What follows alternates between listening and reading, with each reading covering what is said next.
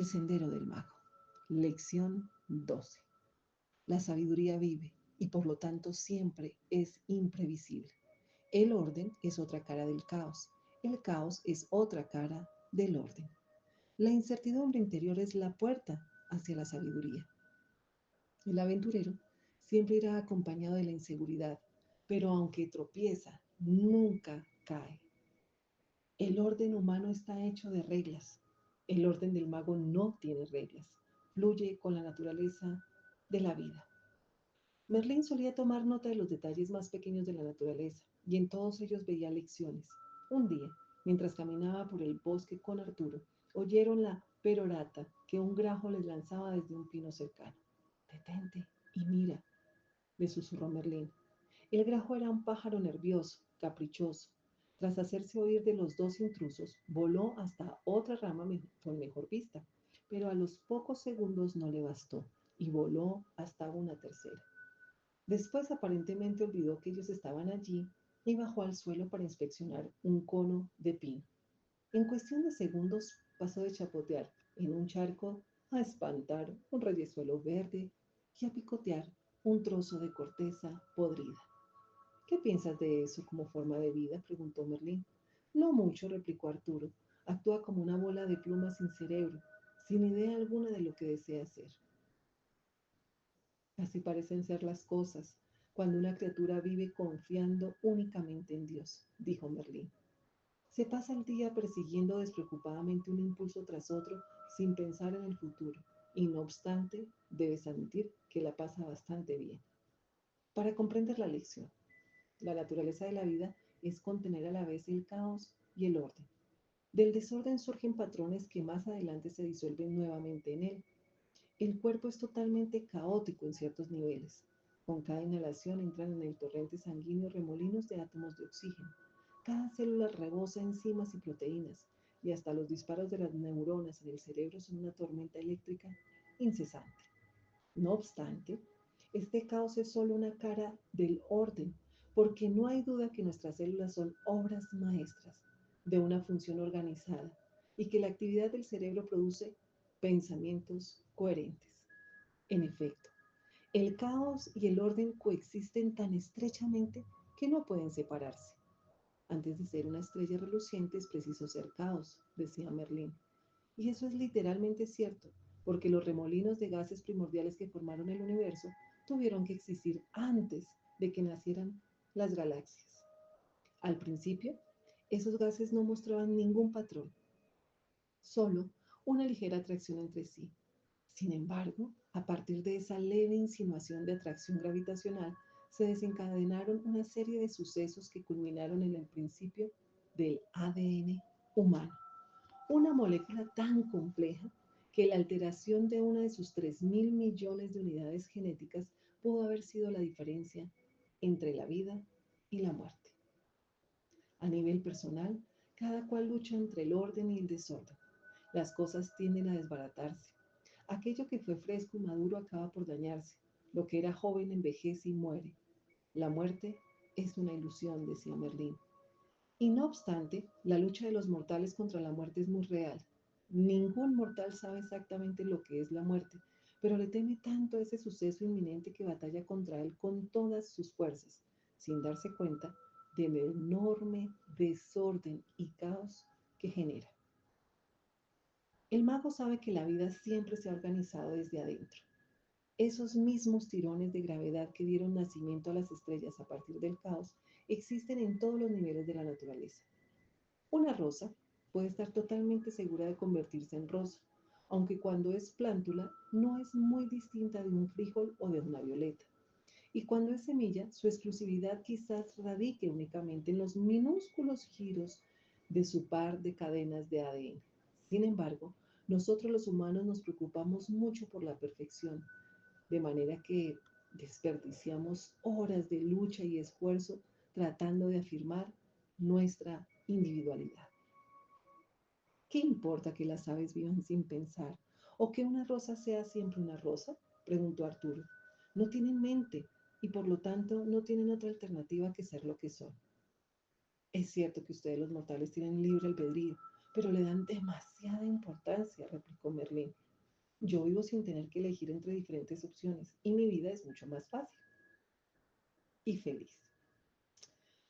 Sin tener que elegir entre diferentes opciones, pero si toman las mismas decisiones que yo, protestó Arturo. Merlín se encogió de hombros. Te dejas engañar de las apariencias. Mira tu mano. No hay duda de que te pertenece, pero no obstante, no decides cómo crecen sus células. No tienes la mínima idea de qué es lo que hace que tus nervios y músculos se muevan. No haces crecer tus uñas conscientemente y tampoco haces que una herida cicatrice cuando te lastimas. ¿O sí? Es cierto, no tengo que hacer ninguna de esas cosas. En otras palabras, esas no son opciones que tú debas elegir, continuó Merlín. Estas funciones le han sido entregadas a un lado involuntario de tu cerebro, el cual se ocupa de ellas automáticamente.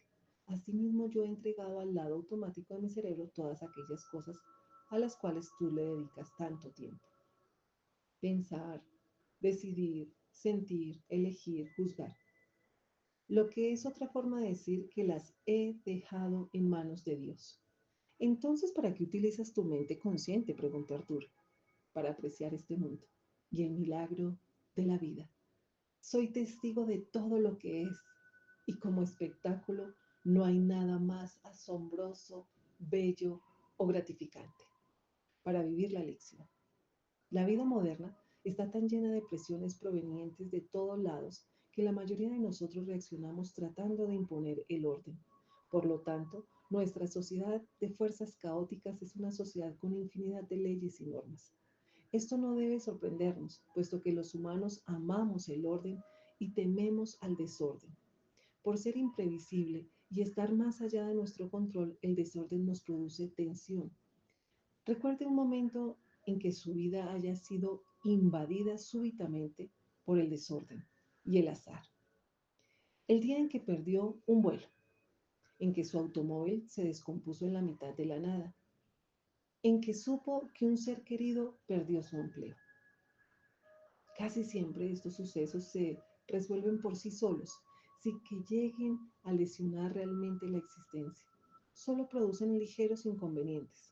Sin embargo, lo más probable es que su sistema nervioso haya reaccionado fuertemente, manifestando temor y malestar cuando los planes no salieron como usted esperaba. La respuesta del ego ante el caos es luchar contra él y tratar de imponer el control. La siguiente vez que usted tomó un avión seguramente reconfirmó la hora de salida y partió temprano para el aeropuerto.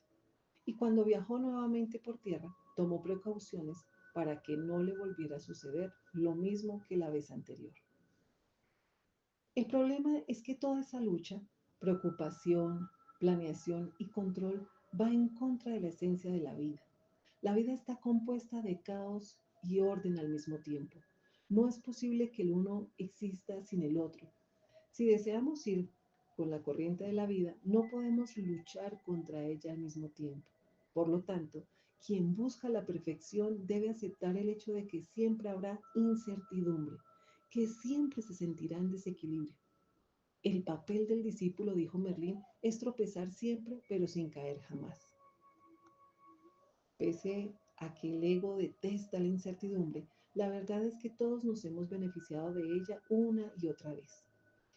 Piense por un momento en las oportunidades inesperadas que se le han cruzado en el camino, ofrecimientos de ayuda que nunca imaginó recibir, ideas e inspiraciones súbitas, decisiones impulsivas de moverse o hablar con un desconocido que le abrió nuevos horizontes.